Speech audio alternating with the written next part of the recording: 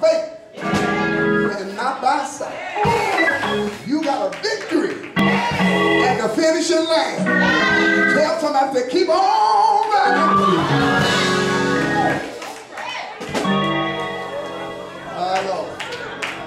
And the book of Colossians.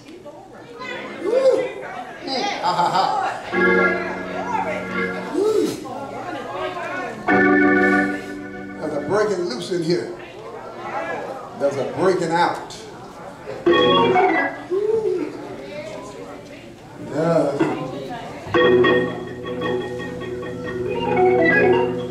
Hush, y'all let me sit together. I'm just feeling something right about now.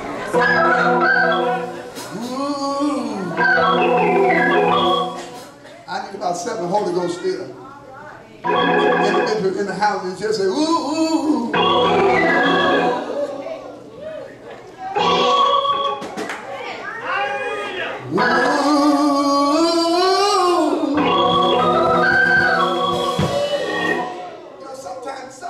Sometimes you can't say anything, but you have to moan it. A groan sometimes has to come out.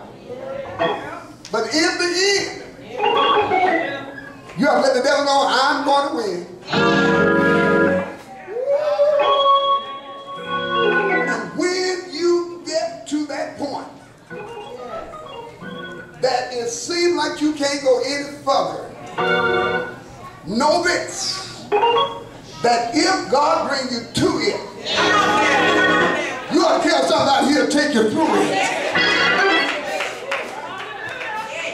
If God be for you, He's more than the world against you.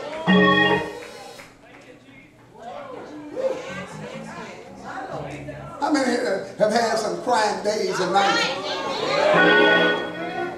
But y'all tell me that's all right.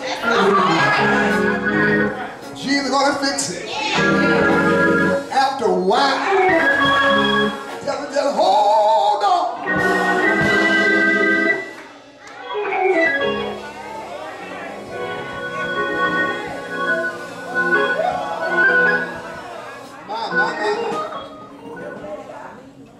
How many of you have to hold on? On this Resurrection Sunday, the time that we celebrate, that after Jesus had come into this world, because there was a mess up in the Garden of Eden. I want everybody to say, what happened there? What happened there? In the Garden of Eden. Affected me. They got messed up, and so did I. But thanks be unto God, He sent Jesus. Yes, He did. He sent Jesus to pay this price. We owe Him everything. In Colossians, it talks in the 3rd chapter. A big colossal word, if.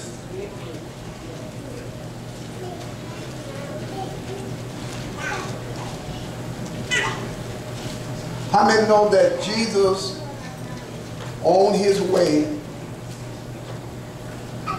to the grave, had you in mind? And He would not stop.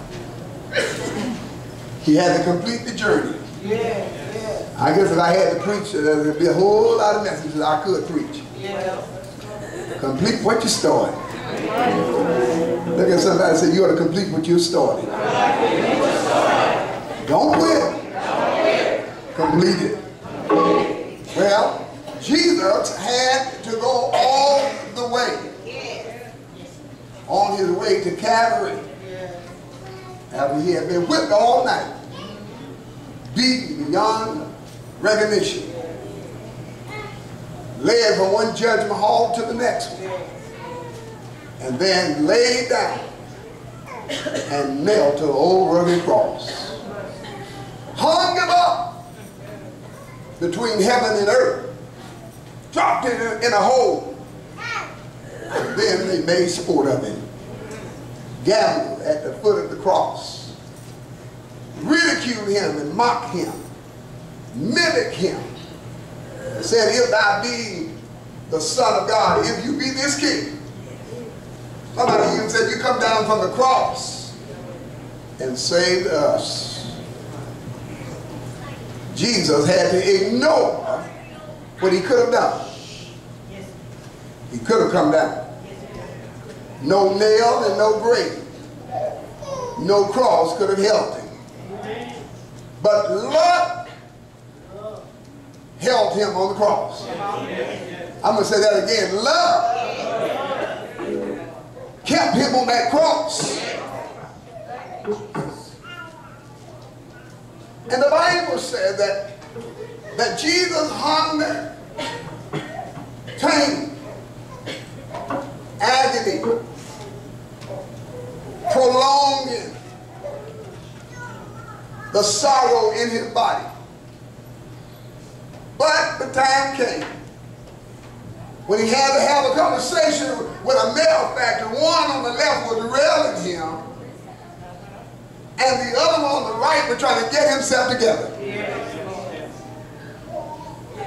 Repeat after me. He said, don't worry about who's messing with you. Don't worry about who's messing with you. Keep on working on yourself. Keep on working on yourself. Get yourself right. Get yourself right. Ignore the one that's meddling with you. But the Bible said that the day when a man will cease from strife, every food is going to melt. So you know what you got on the left that's melting with you. You don't have to call him that, but the Bible calls him. And if the Bible calls him a fool, then he is a fool. Am I right about it? Amen. There's no definition in Webster or Random House that can describe what the Lord called a fool. The Bible says even the fool that said in his heart, there is no God. How many know that's a real fool? Bump that person and say, that's a real fool. I'm almost there. Jesus stayed on the cross in spite of, and then there was a malefactor who came to his senses. Realizing the wrong that he had done in this world. And he began to recognize Jesus as his only hope.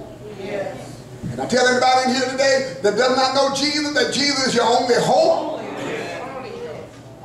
The malefactor knew that time was winding down and winding up, and he was about to leave this world.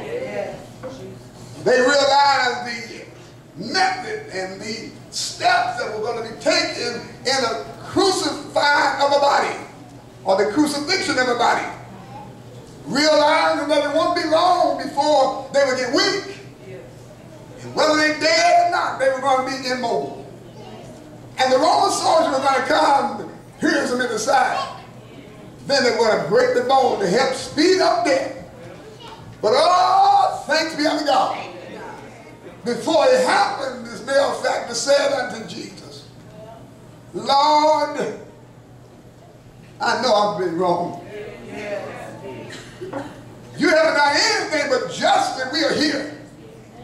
But what I want you to do before you give up the ghost, I want you to remember me. The Bible said that Jesus, in the midst of pain, in the midst of agony, took time out, shook pain from his body, clarity, had to clear his mind, and his thought process and his auditory processing was shut down, and he was somewhat confused. But not so confused that he didn't know who was talking to him. Hello, somebody. Well, I know somebody's going to question that, whether he was confused. And at this time, he was first natural man and spiritually God. Am I right about it? So he had to go through all that we were going to have to go through. And believe it or not, every now and then life overwhelms us and we become confused and don't know what to do. But David comes in and says, I look to the hill from which comes my help. My help comes from God.